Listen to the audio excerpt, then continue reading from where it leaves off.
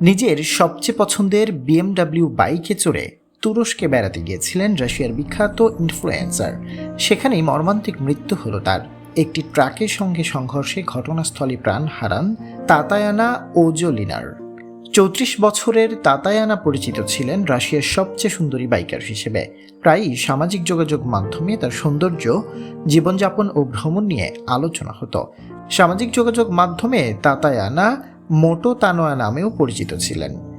ফলোয়ারের সংখ্যা ছিল প্রচুর। বাইকে চড়ে বিদেশ বিভুঁইয়ে ঘুরে বেড়াতেন তাতায়ানা। ঘুরতে যাওয়ার ভিডিও বা ব্লগ বানিয়ে ইউটিউবে পোস্ট করতেন। সেখান থেকেই আয় করতেন কোটি কোটি টাকা। ইউটিউবে তাতায়ানার যে চ্যানেল ছিল তার সাবস্ক্রাইবের সংখ্যা ২০ লাখেরও বেশি। ইনস্টাগ্রামেও এই মোটো ব্লগারের ফলোয়ারের সংখ্যা ১০ লাখ ছাড়িয়েছিল। মোটরসাইকেল অ্যাডভেঞ্চারের জন্য বিশ্বব্যাপী পরিচিত ছিলেন রাশিয়ার সবচেয়ে সুন্দরী বাইকার। ভিডিও করার জন্য অন্য দেশের বাইকাররাও তার সঙ্গে জুটি বাঁধতেন। শেষ ইনস্টাগ্রাম পোস্টে তাতায়ানা জানিয়েছিলেন যে তাকে ইউরোপে প্রবেশের অনুমতি দেওয়া হয়নি। এরপরই তুরস্কের দিকে রওনা দেন তিনি। তাতায়ানা লিখেছিলেন, বাড়ি থেকে ৪,০০০ কিলোমিটার দূরে আমি হেঁটে গ্রিসে ঘুরেছি। আমার বিরক্ত লাগছে যে আমি বাইকে করে ইউরোপের চারপাশে ঘুরতে পারিনি, কিন্তু আমি জানতাম না যে পরিস্থিতি এরকম হতে পারে। তাই আমি সুন্দর, উষ্ণ এবং অতিথিপরায়ণ তুরস্ককে জয় করতে যাচ্ছি। তবে তুরস্ক থেকে আর ঘরে ফেরা হলো না তাতায়ানার। ট্রাকের ধাক্কায় মৃত্যু হলো তার। তুরস্কের সংবাদ মাধ্যম তুর্কি টুডের প্রতিবেদন অনুযায়ী তার লাল টুকটুকে বিএমডাব্লিউ বাইকটি নিয়ে তুরস্কের মুগলা থেকে বোদরাম যাচ্ছিলেন তাতায়ানা। মিলাসের কাছে নিয়ন্ত্রণ হারিয়ে একটি ট্রাকে ধাক্কা মারেন তিনি।